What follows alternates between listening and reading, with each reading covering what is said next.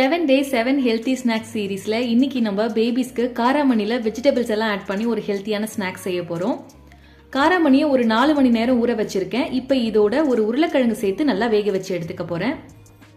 பேன்ல கொஞ்சம் எண்ணெய் விட்டு அரை வெங்காயம், 1 டீஸ்பூன் இஞ்சி பூண்டு விழுது, 2 டேபிள் ஸ்பூன் துருவின கேரட், 1 டேபிள் ஸ்பூன் பீட்ரூட், கொஞ்சமா மஞ்சள் தூள், மிளகாய் தூள், சால்ட், சீரகத்தூள், பெப்பர் சேர்த்து ஒரு 2 நிமிஷத்துக்கு நல்லா வதக்கணும்.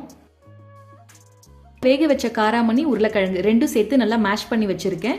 இப்போ இதில் வதக்கின காய்கறி, கொத்தமல்லி, 1 டேபிள் ஸ்பூன் அரிசி மாவு சேர்த்து தண்ணி எதுவும் சேர்க்காம நல்லா மிக்ஸ் பண்ணிக்கணும்.